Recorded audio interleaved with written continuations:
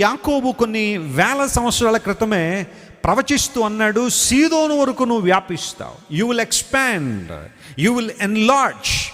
దేవుణ్ణి నీవు నివాస స్థలంగా చేసుకున్నావు గనుక, రెండవది నువ్వు అనేక మందికి ఆశ్రయముగాను ఆశీర్వాదకరంగాను ఉన్నావు గనుక, with those 2 reasons you will certainly expand. ఆ 2 కారణాలను బట్టి నువ్వు వ్యాపిస్తావు. హల్లెలూయా. ఈ రాత్రి నువ్వు వ్యాపించాలని కోరుకుంటే, నీ సరిహద్దు విశాలపరచబడాలని నువ్వు ఆశిస్తే, నువ్వు చేయాల్సిన పని ఏంటో తెలుసా? దేవుణ్ణి నీకు నివాస స్థలంగా చేసుకుని, రెండవది నీవు అనేక మందికి ఆశీర్వాదకరంగా మాదిరికరంగా నువ్వు ఉంటే ఖచ్చితంగా దేవుడు నిన్ను విశేషంగా ఆశీర్వదిస్తాడు. హల్లెలూయా. నువ్వు వ్యాప్తి చెందుతావు. ఒకళ్ళందరూ నిన్ను చూసి నీ జీవితంలో ఇంకా గ్రోత్ ఆగిపోయింది, నువ్వు ఇంక ఎదగలేవు, నీ జీవితం ఇంతే, నువ్వు వ్యాప్తి చెందలేవు, నీ కుటుంబం ఆశీర్వదించబడదని ఎవరైనా నిన్ను చూసి హేళన చేస్తున్నారా, బాధపడుతున్నారా? నమ్ము ప్రియదేవుని బిడ్డ, దేవుడు మాట్లాడుతున్నాడు, నీ సరిహద్దు సీదోను వరకు వ్యాపిస్తుంది. దేవుడు నిన్ను వ్యాపింప చేయువాడు, ఆయన నిన్ను ఆశీర్వదించేవాడు. మొదట నీ స్థితి కొద్దిగా ఉన్న రాను రాను నీ స్థితి మహావృద్ధులకు వస్తుందని లేఖనాల్లో రాయబడ్డాయి.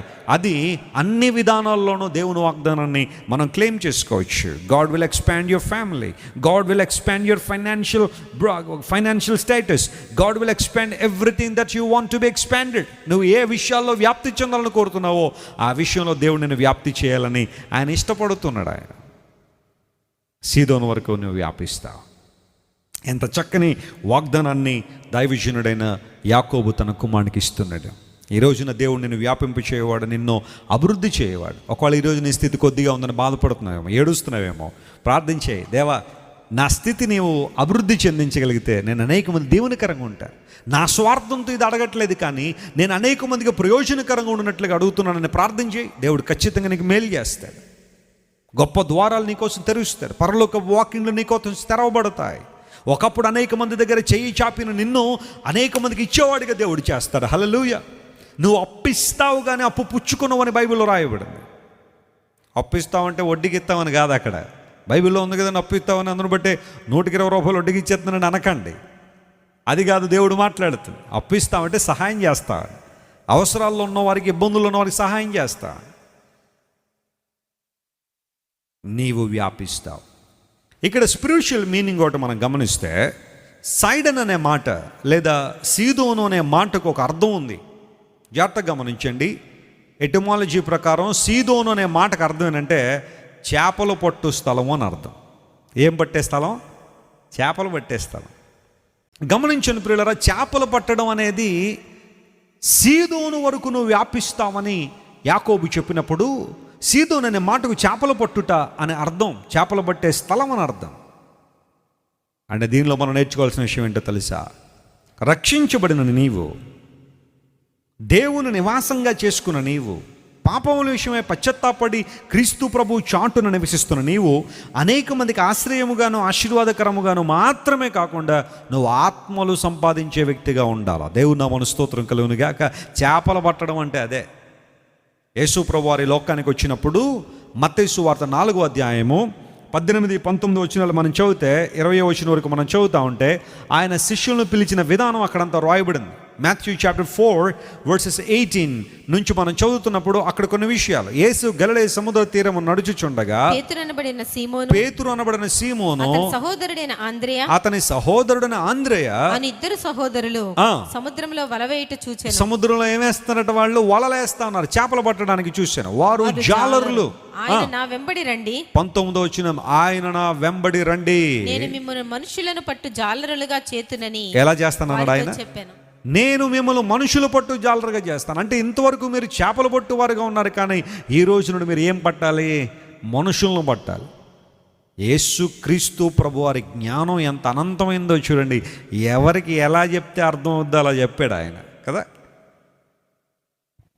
ఆయనకు తెలిసిన జ్ఞానవంతుడితో గనక వారి దగ్గరికి వెళ్ళి మాట్లాడుంటే, అక్కడున్న ఆంద్రేయకి కానీ, పేతురుకి కానీ, యోహానుకి కానీ, యాకోబుకి కానీ ఇలాంటి జాలర్లకి ఏమీ అర్థమయ్యేది కాదు. అందును బట్టి యేసు ప్రభువు వారు వారికి ఎలా అర్థం అవుతుందో అలాగే మాట్లాడాడు ఆయన.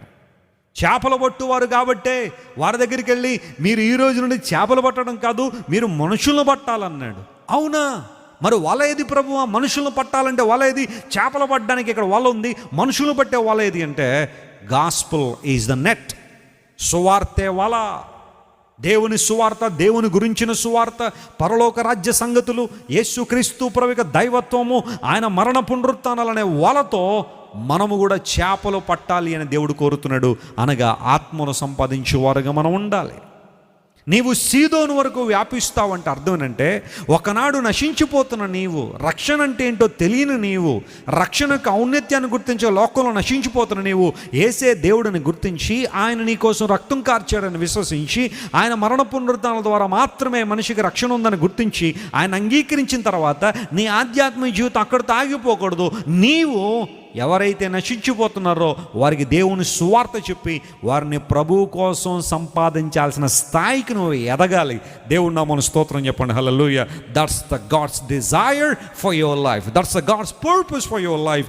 God he's called each and every believer as the fishers of men. మనుషులను పట్టు జాలరులుగా దేవుడు మనల్ని పిలిచాడు. కొన్నిసార్లు అనుకుంటాం ఆత్మల సంపాదన అంటే పాస్టర్ గారి పని అనుకుంటాం. నో, బైబిల్ ప్రకారం దేవుడు ప్రతి ఒక్కరిని కూడా ఆత్మలు సంపాదించడానికి పిలిచాడు. నీ భర్త ఇంకా రక్షణ పొందలేదా? చెప్పు సువార్త. నీ భార్య ఇంకా ప్రభువుని తెలుసుకోలేదా? చెప్పు సువార్త. సున్నితమైన విధానంలో చెప్పు సువార్త. చేపలు పడ్డానికి వెళ్ళి ఇంత బండరా వేసేస్తే చేపలు ఉంటాయి అక్కడ? అవన్నీ చెదిరిపోతాయి, భయపడి పారిపోతాయి. వల వేసేటప్పుడు నిశ్శబ్దంగా చక్కగా వల వేయాలి, అంతేగాని రాళ్ళు వేసినట్టు. కొంతమంది సువార్త చెప్తామని బయలుదేరతారు. ఆ బయలుదేరే విధానం ఎలా ఉంటుందంటే చెదరగొట్టేసేలాగా ఉంటుంది, కానీ వారిని ప్రభు దగ్గర తీసుకొచ్చేలా ఉండదు. కొంతమంది సేవకులు ఉంటారు, నేను విమర్శించడం కాదు కానీ వారు మైకు ముట్టుకోగానే మొన్న ఒకడు నన్ను తిట్టాడు, అడిగి నోరు పడిపోయింది అంటాడు మాట్లాడితే. మొన్న ఒకడు నన్ను తిట్టాడు, కాలు ఇరిగిపోయింది అనగానే ఇక ఎవరు వస్తారు ఆ సంఘానికి? అయ్యగారు ఎంత పవర్ఫుల్, మనం తట్టుకోలేమో అనుకుంటారు చాలామంది. అలాంటివి వద్దు. ఒకవేళ జరిగి ఉండొచ్చు అలాంటి, కానీ అవి అంతగా చెప్పాల్సిన అవసరం లేదు. దేవుని ప్రేమతత్వాన్ని బోధించండి. ప్రభు గురించిన మాటలు అనేక మందికి చెప్పండి. ఎప్పుడైనా మీ అనుభవాలు ఉంటే మెసేజ్లో సున్నితంగా వాటిని ప్రజలకు అర్థమయ్యే రీతిలో చెప్పడంలో పొరపాటు లేదు, కానీ ప్రసంగం ఎత్తుకోగానే ఇలాంటివి చెబితే ఎవరుంటారు నీ దగ్గర? అవి రాళ్ళేయడం, వలయడం కాదు, అవి వల వేయాలి. ఆత్మల సంపాదన అనేది దేవుడు మనకు నేర్పించిన పాఠం. అందును బట్టి సీదోను వరకు నీ యొక్క ఆ సరిహద్దు ఏం చేస్తుంది? వ్యాపిస్తుంది. మనందరం కూడా ఆత్మలు సంపాదించే వారంగా ఉండాలని దేవుడు కోరుతున్నాడు. పండిత పురుషోత్తం చౌదరి గారు మీలో చాలామందికి తెలుసు. వాస్తవానికి ఆయన యొక్క బెంగాలీ ప్రాంతానికి చెందినవాడు. కలకత్తా మహానగరం ఈరోజు ఏదైతే మనం పిలుస్తున్నామో బెంగాల్ అనే ప్రాంతానికి చెందిన పండిత పురుషోత్తం చౌదరి గారి పేరు తెలియని వారు ఉండరేమో. ఆంధ్ర క్రైస్తవ కీర్తనలో చాలా మంచి కీర్తనలు రాసిన దైవజనుడు. వాస్తవానికి ఆయన తెలుగు ఆయన కాకపోయినా తెలుగులో చాలా అమోఘమైన పాటలు రాశాడు. ఆయన్ని ఆంధ్ర క్రైస్తవ పితామహుడు అని పిలుస్తారు పండిత పురుషోత్తం చౌదరి గారు. 1803 సంవత్సరం నుండి 1890 సంవత్సరం వరకు ఆయన మన భారతదేశంలో జీవించారు. అనేక ప్రాంతాలు తిరిగి సువార్త ప్రకటించారు. బెంగాల్ నుంచి ఒరిస్సా వచ్చి, ఒరిస్సా నుండి ఆ తర్వాత మన ఆంధ్ర రాష్ట్రానికి వచ్చి అనేక ప్రాంతాలు తిరుగుతూ సువార్త ప్రకటించిన దైవ తన పాటల ద్వారా, ఆయన పురికొల్పే తన ప్రసంగాల ద్వారా చాలా చక్కని సేవ చేసిన దైవజనుడు పురుషోత్తం చౌదరి గారు. ఆయన గురించిన చక్కని పుస్తకాలు కూడా మార్కెట్లో దొరుకుతూ ఉన్నాయి. ఆయన సేవ మరియు అతను రాసిన రచనలు ఎంత ఉత్కృష్టమైనవో మనం గమనించవచ్చు. ఒకనొక సందర్భంలో పండిత పురుషోత్తం చౌదరి గారు ఇలా అంటారు, అవమానాలు నాకు బహుమానాలు అన్నాడు ఆయన. చెప్పండి, అవమానాలు ఏంటంటే ఆయనకి బహుమానం. దేవుని సేవకులు బహుమానాలు ఏంటి? ఎవరైనా కొన్నిసార్లు బహుమానాలు తీసుకొచ్చి ఇస్తారా? నో, అవమానాలే బహుమానాలుగా భావిస్తాను. క్రీస్తు మాట ప్రకటిస్తున్నప్పుడు, క్రీస్తు సువార్త ప్రకటిస్తున్నప్పుడు అపవాది కొన్నిసార్లు నేను బలహీనపరచాలని, నీ సువార్త ఆ దర్శనమును నేను వెనకకు లాగాలని కొంతమంది నీ మీద తప్పుడుగా మాట్లాడడం లేదా అవమానకరంగా మాట్లాడడం లాంటి నీ చెవుల్లో తీసుకొస్తా ఉన్నప్పుడు కృంగిపోద్దు ప్రియ దైవజనుడా, కృంగిపోవద్దు ప్రియ నేస్తమా. ఒక మాట, మంచి మాట ఎవరికైనా చెప్పినప్పుడు వారిని మీద తిరుగుబడి అవమానకరంగా మాట్లాడినప్పుడు అవి దేవుడు నీకు ఇస్తున్న బహుమానాలుగా స్వీకరించావు. పురుషోత్తం చౌదరి గారు అదే అంటారు, అవమానాలు నాకు బహుమానాలు అన్నాడు. రెండో మాట ఏమంటాడంటే, శ్రమలు నాకు ఆధ్యాత్మిక పరిశ్రమలు అన్నాడు. చెప్పండి, శ్రమలు ఎలాంటివి అంటే ఆధ్యాత్మిక పరిశ్రమ. నేను ఆత్మలో బలపడడానికి నా శ్రమలే నాకు ఉపయోగపడుతున్నాయి అన్నాడు. దూషణములు నాకు మణిభూషణములు అన్నాడు ఆయన. ఎవరైనా మనుషులు నన్ను దూషిస్తూ ఉంటే అవి మణిభూషణములుగా, ఆభరణములుగా నేను స్వీకరిస్తూ ఉన్నా. What a great attitude towards the ministry of God. దేవుని సువార్త పరిచర్యలో ఆయన ఎదుర్కొంటున్న శ్రమలనే పరిశ్రమలుగా మార్చుకొని దూషణాలనే మణిభూషణాలుగా మార్చుకున్న దైవజనుడు. ఇతరులు ఆడే దుర్భాషలు నాకు చందన సుగంధాలు అన్నాడు. అనేక మంది ఎవరైనా నా గురించి చెడ్డగా మాట్లాడుతుంటే, నా మీద దుర్భాషలు మాట్లాడుతుంటే అవి నాకు కమ్మటి వాసన, చందన సుగంధాలుగా వినబడుతూ ఉంటాయి, కనబడుతూ ఉంటాయి అన్నాడు. సువార్త వలన కలిగిన హింస ఏదైతే ఉందో అది నాకు తైలాభిషేకం. దేవుని ఆత్మ తైలము నా మీద ప్రోక్షించబడుతున్నట్టుగా నేను భావిస్తుంటాను. ఎప్పుడైతే సువార్తలో నాకు కలిగిన హింస, దెబ్బలు, గాయములు ఇలాంటివి ఏదైనా నాకు తగిలినప్పుడు అవి నాకు తైలాభిషేకంగా, దేవుడు నాకు అభిషేకం ఇస్తున్నట్టుగా నేను భావిస్తాను. చివరిగా అంటాడు, క్రీస్తుపై నాకున్న ప్రేమను తొలగించడం ఎవరి తరం కాదన్నాడు. హల్లెలూయా. గత రాత్రి కూడా మనం విన్నాం, గతించిన రోజుల్లో మనం వింటున్నాం, క్రీస్తు ప్రేమ నుండి మనల్ని ఎడబాపువారు ఎవరో. పురుషోత్తం చౌదరి గారు అన్నారు, శ్రమలు వచ్చిన, ఇబ్బందులు వచ్చిన, దుర్భాషలాడేవారు చుట్టూ ఉన్న, అవమానకరంగా మాట్లాడిన, నన్ను హింసకు గురి చేసిన, శారీరక హింసకు గురి చేసిన, క్రీస్తు ప్రేమ నుండి ఎడబాపటం లేదా నన్ను తొలగించడం ఎవ్వరి తరం కాదు. కొంతమంది అనుకుంటున్నారు ఈ రోజుల్లో యేసు ప్రభును నమ్ముకున్న వాళ్ళు చాలా బలహీనులు, ఏదో చిన్న ప్రలోభం పెడితే వాళ్ళు వెనక్కి వచ్చేస్తారు అనుకుంటున్నారు చాలామంది. అదని చెప్పి ఇదని చెప్పి ఆ పథకాలు ఈ పథకాలు మొదలుపెట్టి మళ్ళీ వెనక్కి వచ్చేసేయండి, మీకు ఈ బెనిఫిట్స్ ఇస్తాం, లేకపోతే ఈ ప్రయోజనాలు చేకూరుస్తామని కొంతమందిని అంటూ ఉంటే వచ్చేస్తారు అనుకున్నారు చాలామంది. కానీ నేను చెబుతున్నా, నిజమైన క్రైస్తవుడు ఏనాడు కూడా వెనక్కి వెళ్ళేవాడు కాదు.